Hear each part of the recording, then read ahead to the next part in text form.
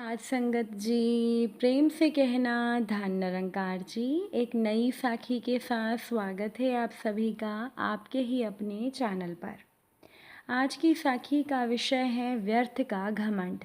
चलिए सुनते हैं आज की ये साखी। साथ संगत जी, पुरानी बात है।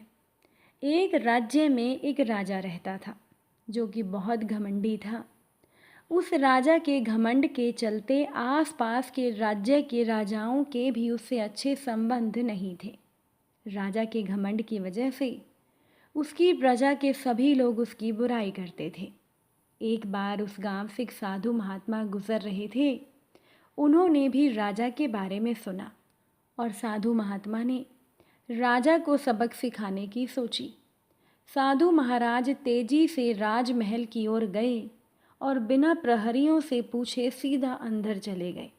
राजा ने जब साधु महाराज को देखा तो वो गुस्से में भर गया। तो राजा बोला, ये क्या उदंडता है महात्मा जी, आप बिना किसी की आज्ञा के अंदर कैसे आ गए। साध संगत जी, साधु ने विनम्रता से जवाब दिया कि मैं आज रात इस सराय में रुकना चाहता हूँ। राजा को ये बात बहुत बुरी लगी। राजा ने कहा, महात्मा जी, ये मेरा राजमहल है, कोई सराय नहीं, आप कहीं और जाइए। साधु महात्मा ने कहा, राजा, तुमसे पहले ये राजमहल किसका था। राजा ने कहा, मेरे पिताजी का। तो साधु ने कहा, तुम्हारे पिताजी से पहले ये राजमहल किसका था। राजा ने कहा कि मेरे दादाजी का। तो साधु महात्मा ने मुस्कुराकर कहा, हे राजा, जिस तरह से लोग सराय में कुछ देर रहने के लिए आते हैं, वैसे ही ये तुम्हारा राजमहल भी है, जो कुछ समय के लिए तुम्हारे दादाजी का था, फिर कुछ समय के लिए तुम्हारे पिताजी का था, और अब कुछ समय के लिए ये राजमहल तुम्हारा है, कल किसी और का होगा। ये राजमहल जिस पर तुम्हें इतना घमंड है, ये एक सराय ही है, जहाँ एक व्यक्ति कुछ समय के लिए आता है और फिर चला जाता है।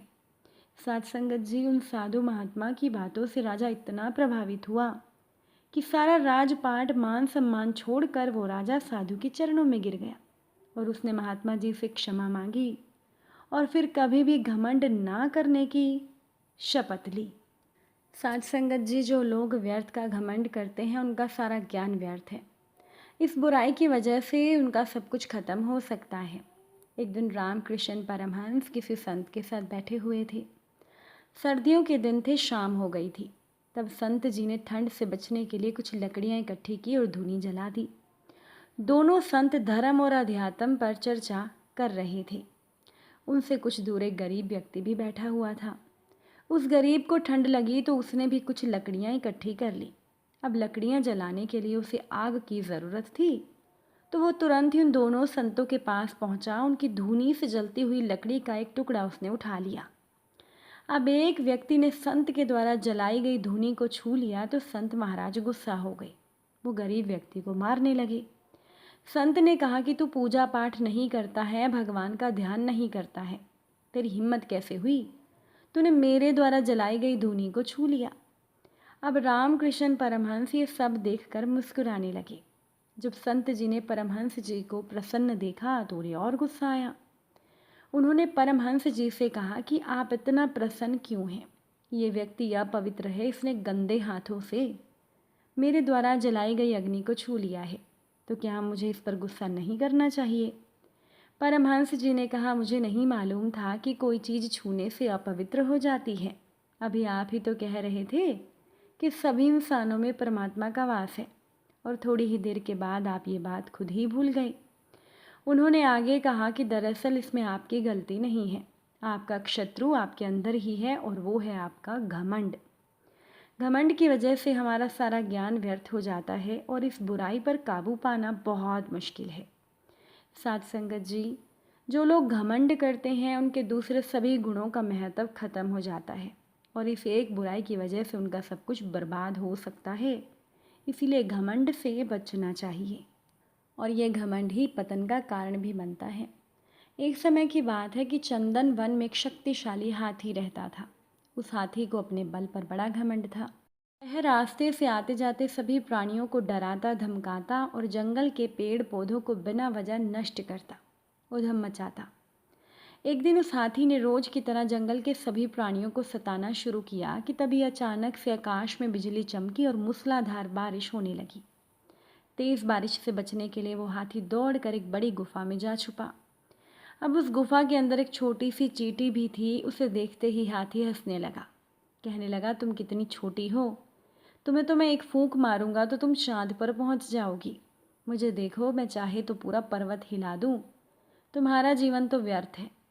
छोटी सी चींटी ने हाथी को घमंड ना करने को समझाया, पर हाथी तो अपनी ताकत के मद में चूर था। वो लगातार चींटी का मजाक बनाता रहा और चींटी को डराने के लिए अपना पैर पटकने लगा। हाथी ऐसा कर ही रहा था, तभी बाहर से धड़ाम की जोरदार आवाज आई। पैर पटकने की वजह से एक बड़ा सा पत्थर गुफा के मुहाने पर आ गिरा।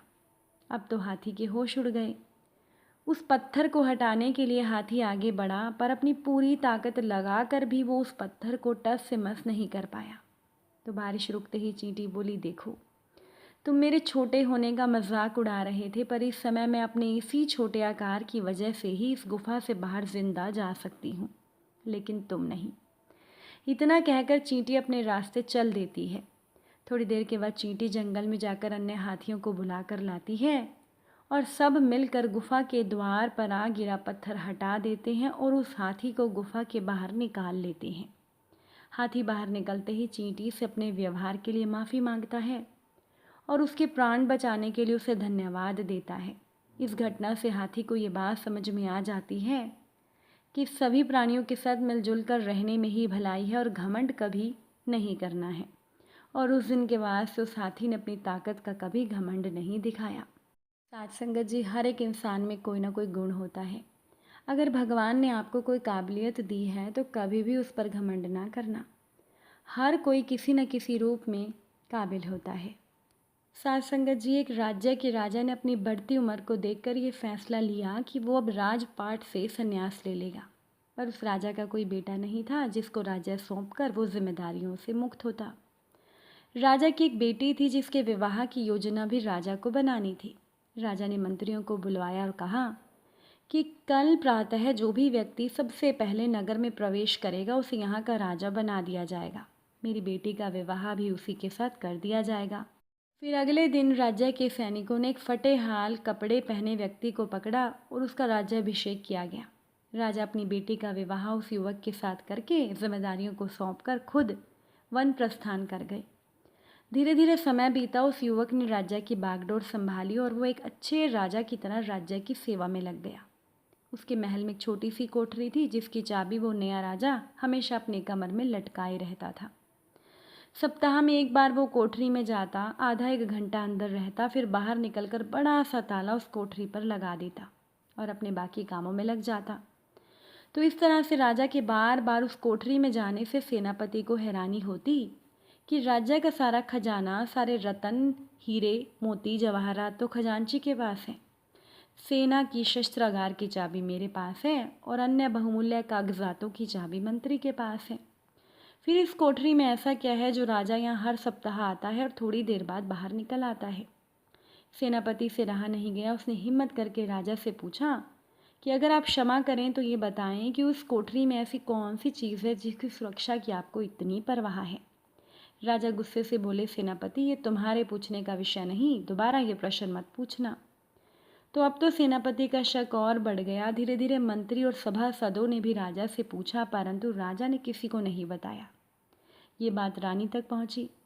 अब आप तो जानते ही हैं कि स्त्री अट के आगे किसी की भी नहीं चलती। रानी ने खाना पीना त्याग दिया और उस कोठरी की सच्चाई जानने के लिए वो जिद करने लगी। आखिरकार विवश होकर राजा सेनापति और अन्य सभासदों को लेकर कोठरी के पास गया और दरवाज़ा खोला।